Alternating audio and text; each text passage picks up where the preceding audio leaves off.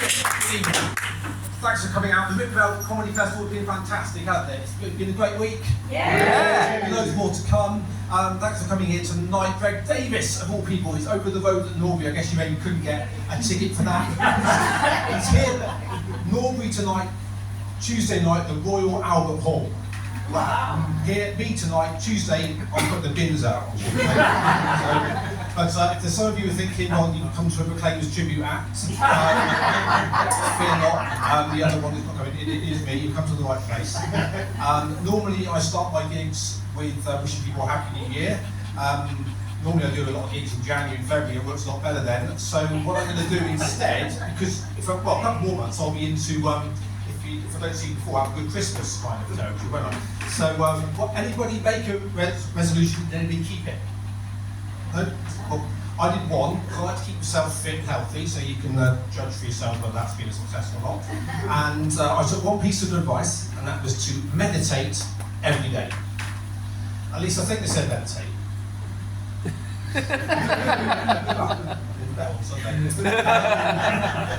Yes, what else was I going to tell you about myself? Well, that's also, I guess, the smut out of the way, so we've done that. What else am I going to tell you about myself? I've got some hobbies. I'm into music, really into the sport, and Hamas. I like hummus. Sorry. And that's got the political satire out of the way.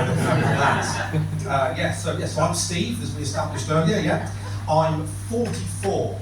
That sounds so depressing when you say that out loud. When I say that out loud, but that now means that I work with people who weren't born when I started working. Which means my cultural references have to be spot on, because, well, people I work with, they don't remember a time when Man United were good. They don't remember a time when, if you wanted to use the internet at home, you had to make sure no one else was on the phone. And they don't remember a time before camera phones, so you had to explain, well, we have this thing called a camera, and then you have to take a film out of the back, take it to Boots, go back in 5 days, and they give you 36 out-of-focus photos. So they don't remember that. But because we're in a social media age. If you like the show tonight, you can leave a review for me on Facebook. If you don't like the show, you can leave a review for me on X, because I left that. Because everybody wants a review, don't they, these days? You can't buy a product, do anything without someone watching a review. I went to Screwfix last week, I bought a light bulb, cost me £1. I'll throw that at Screwfix. And I hadn't even left the store, and an email had pinged into my inbox saying, how do we do it at Screwfix? Please rate Screwfix. Well, I wanted a light bulb. I've got a light bulb. Well, I can put the candles away now, I suppose. So in the end, I just emailed them back and asked them for a review of me, and they stopped sending us. So yes, times are changing. Not always for the best. Conspiracy theories are still around. A lot of conspiracy theories that are rife.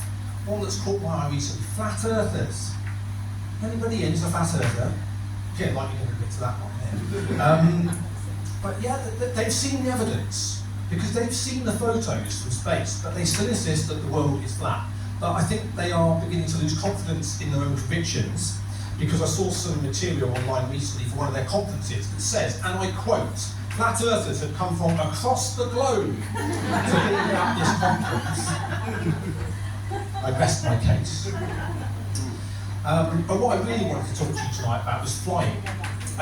There's no way of segueing into that, so we'll just go with it. I have a fear of flying. Thanks for your concern. Well, fear of flying, fear of crashing, they're all pretty much the same. Bottom line is I don't really like it, but I do quite a bit of flying. But I'm not posh. When I go on a plane, I go to the right, always to the right. But I suppose if I go to the left, I'll be in the cockpit. So I do fly with, I fly with budget airlines, fly with Ryanair, and they are not budget, are they? Because your ticket's like 30 quid. Then you've got a seat, you want to sit down, you want to take luggage, food, drink. How long before petrol money?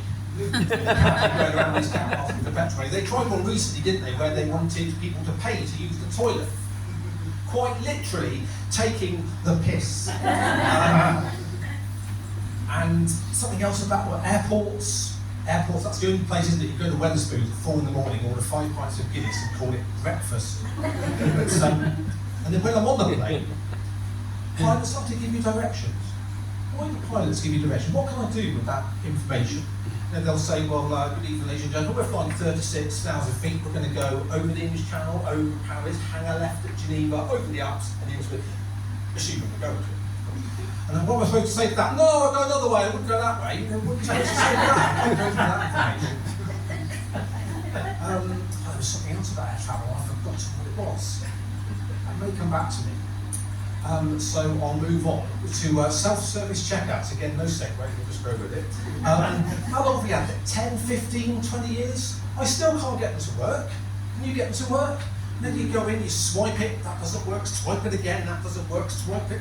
So the assistant who's watched me struggle comes over, swipe, it works first time. And I think, well, why didn't you just swipe all of my items? Like the checkout over there that used to be here. But you can't say that. It's what the magistrate said. But you've got to be careful with what you say these days. You can get into real trouble. I'll give you an example of that. A friend of mine said to me recently, he said, are you doing anything this evening? I said, well, yeah, I'm going out with a girlfriend, but we won't be out for too long because she's got school in the morning. She's a teacher! She's a teacher! Oh my God! Back in front of magistrates here. Something else. Certain phrases gone out of fashion. There was a phrase that used to be used for shaving adverts called, well, the phrase was smooth as a baby's butt. Do you remember that one? Where did that come from? Who did the research? Who was going around saying, excuse me, madam, can I borrow your baby? Oh, it is, yeah.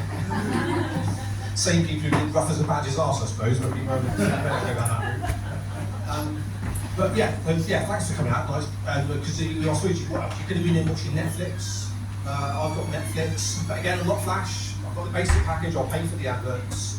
And you've got to be careful with the adverts because there's now no distinction between when the programme starts and the advert cuts in. You know, the advert cuts in. So you'll end up with a scenario, you might be watching a romantic movie and there's a couple, they're having dinner, their eyes lock over the candle. So the man stabs the queen, gets down one knee, says, Mary, can I ask you a question? Have you been involved in an accident at work? That wasn't your fault. completely ruins the ambience. I'm just going to finish with a fact for you. Did you know there's a village in North Wales that has 52 letters in its name? Can anybody pronounce it? No? Well, it doesn't matter, because neither could the supporters of their football team. Give us an L. Give us another L. Give us an A, give us an A. What comes? Oh, forget it. We'll call them United. They used to be good. Well, ladies and gentlemen, it's been a pleasure talking to you. Thanks for letting me have it around. If I don't see you before, have a good Christmas. My name's Steve Carney. Good night.